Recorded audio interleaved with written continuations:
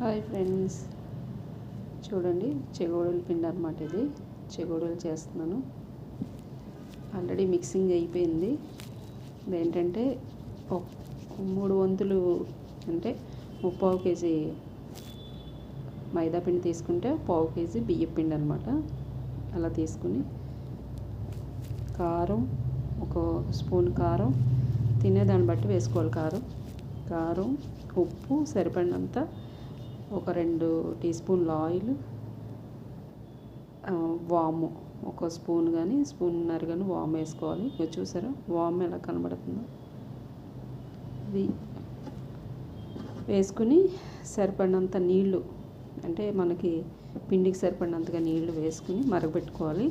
అవి మరిగిన తర్వాత మనం ఏదైతే మైదా పిండి బియ్య పిండి కలుపుకున్నామో ఆ పిండిని జల్లించేసుకుని శుభ్రంగా దీనిలో వేసి వాటర్లో వేసి మగ్గించాలి. మగ్గిన తర్వాత అది బాగా అంటే కొంచెం డ్రైగా అయిపోద్ది కదా, అప్పుడు దాన్ని దించేసుకుని స్టవ్ మించి వేడిగా ఉన్నప్పుడే దాని పిండిని బాగా కలుపుకోవాలి. బాగా కలుపుకుని అప్పుడు కలుపుకున్న తర్వాత ఇలా చేసుకుంటూ రౌండ్గా పెట్టుకుంటూ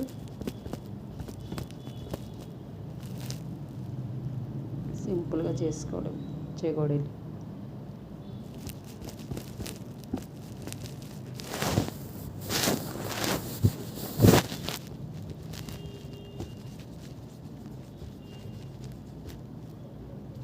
చేసేసుకుని ఆయిల్ సరిపడినంత ఆయిల్ వేసుకుని ఫ్రై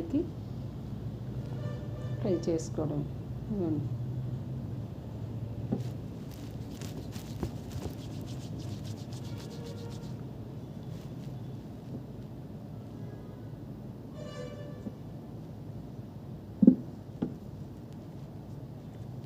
ఫ్రై చేసిన తర్వాత కూడా ఎలా వచ్చాయో చూపిస్తాను.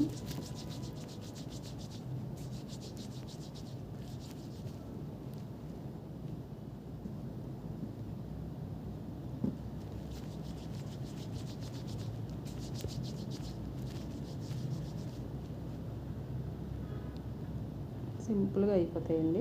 బయట కొనుక్కోవాలి అవసరం లేదు. చక్కగా ఇంట్లో పిల్లలకి చేసి పెట్టుకోవచ్చు. మనకి టైంపాస్కి చక్కగా చేసుకోవచ్చు. బయట కొనుక్కోక్కర్లేకుండా మీకు నచ్చిన సైజులో చేసుకోవచ్చు.